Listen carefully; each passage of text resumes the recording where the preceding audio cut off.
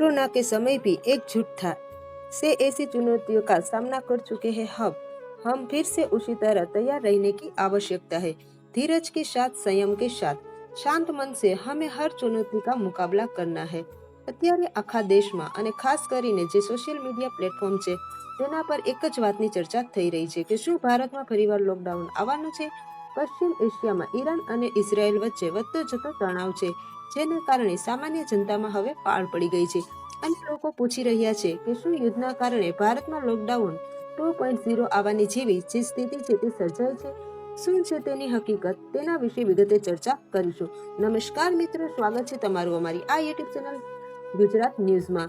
Iran અને Israel વચ્ચે યુદ્ધનો હવે માત્ર બે દેશો પૂરતો જે છે તે આ યુદ્ધ નથી રહ્યું, પરંતુ જ્યારે મધ્ય પૂર્વમાં અશાંતિ સર્જાય એટલે કે મિડલ ઈસ્ટમાં, ત્યારે તેની સીધી અસર ભારત જેવા દેશો પર સીધી અસર પડતી હોય છે।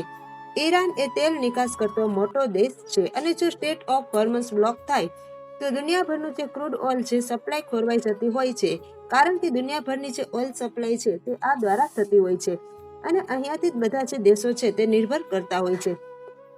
આ જ કારણથી લોકોમાં ગભરાહટ છે। જો તેલ નહીં આવે તો ટ્રાન્સપોર્ટ અટકી જશે અને પરોક્ષ રીતે દેશમાં લોકડાઉન જેવી સ્થિતિ સર્જાઈ શકે છે।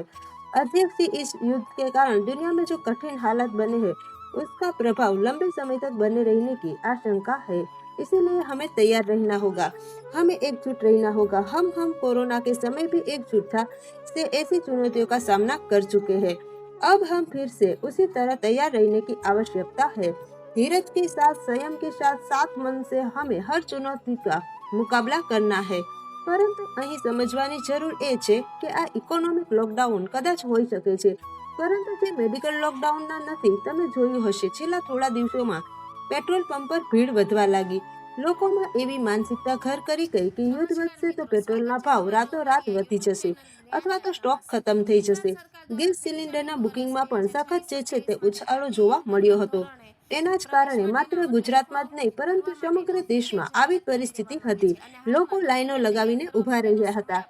જો નિષ્ણાંતોના મતે જો વાત કરવામાં આવે કે જો સપ્લાય ચેન પ્રભાવિત થાય તો ભાવમાં વધારો આવે છે, કેટલી ઇન્ફ્લેશન વધતું જાય છે, પરંતુ જો સરકારી સ્તરે ભારત પાસે જે સ્ટ્રેટેજિક પેટ્રોલિયમ રિઝર્વ છે તે અમુક અઠવાડિયા સુધી દેશની જરૂરિયાતોને પૂરી કરી શકે છે, એટલે કે ગભરાઈને લાઈનો લગાવવાની જરૂર નથી। એ માત્ર અફવાઓનું જ કારણ હોઈ શકે છે। ગભરાહટમાં કરવામાં આવતી ખરીદી બજારમાં જે છે કૃત્રિમ અછત જે છે તે ઊભી કરી જતી હોય છે અને તેને જે કારણે જે અછત સર્જાય છે તેના લીધે લોકોમાં ડર બેસી જતો હોય છે। હવે વાત કરીએ એ સવાલની કે શું લોકડાઉન લાગશે। જો સ્પષ્ટ શબ્દોમાં વાત કરવામાં આવે તો કોરોના જેવું જે ફિઝિકલ લોકડાઉન લાગવાની કોઈ શક્યતા અત્યારે તો કોઈ પણ દેશમાં જે છે તે દેખાઈ નથી રહી।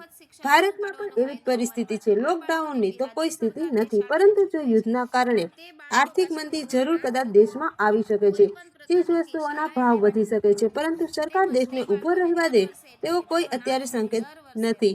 એટલા માટે એક વાત તો સ્પષ્ટ છે કે દેશમાં લોકડાઉન આવવાને ચાન્સ જે છે તે નહીવત છે। સોશિયલ મીડિયા પર જો મેસેજ અત્યારે ફરી રહ્યા છે કે આગામી સમયમાં અઠવાડિયાથી બધું બંધ થઈ જવાનું છે, પેટ્રોલ ડીઝલની જે અછત સર્જાઈ જવાની છે, તમારા ઘર સુધી ગેસ નહીં પહોંચે, જે અફવાઓ ચાલી રહી છે તે તદ્દન પાયાવિહોણી છે। ભારત સરકાર પાસે અત્યારે ડેવલપમેન્ટ લેવલ પર સ્થિતિ કાબૂમાં લેવા માટે છે જે પ્રયાસ કરી રહી છે, જેથી આપણા વેપાર અને સપ્લાય લાઇન પર જે છે તેની અસર ના થાય।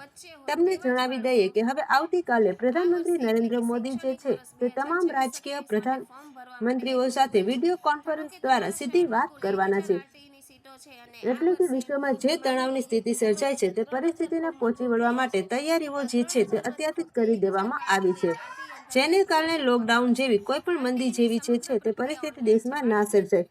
એટલે કે આવી સ્થિતિમાં સૌથી મોટી જવાબદારી હોય છે તે છે દેશના નાગરિકની કે અફવાઓ ફેલાવવાનું બંધ કરવું જોઈએ, કારણ કે જે લોકોમાં ભય ફેલાય છે તેને કારણે જે છે તે ખરીદી વધી જાય છે। લોકો જે પેટ્રોલ છે તે અડધું પુરાવતા હતા તેના કારણે ગાડીઓમાં ટાંકી તે ફૂલ કરવા લાગ્યા અને તેને જ કારણે જે છે તે આપણે ભીડ થતી જોઈ પેટ્રોલ પંપ પર કે પછી કિરાણાની દુકાનમાં જે લાઈનો લગાવીને જે પેનિક બોઇંગ જે કરવામાં આવ્યું તે તદ્દન ખોટું છે। એટલે કે યાદ રાખવું જોઈએ કે જ્યારે આપણે જરૂર કરતાં વધારે વસ્તુઓનો સંગ્રહ કરી લઈએ ત્યારે બજારમાં કાળા બજારી વધતી જાય છે અને ભારતમાં આર્થિક રીતે જે છે તે મજબૂત છે અને આપણી જે દેશ વિદેશી નીતિ સંતુલિત છે, એટલે કે યુદ્ધની અસર મોંઘવારી પર પડી શકે છે, પણ તમારા જીવનની ગતિ છે તેના કોઈ પણ બ્રેક લાગવાની નથી. ખોટી અફવાઓમાં ના આવું. આ વિષયમાં તમારો શું અભિપ્રાય છે એ કોમેન્ટ કરીને જરૂરથી જણાવજો. આવી નવી અપડેટ માટે અમારી ચેનલને સબસ્ક્રાઇબ કરો, લાઇક કરો અને શેર કરો.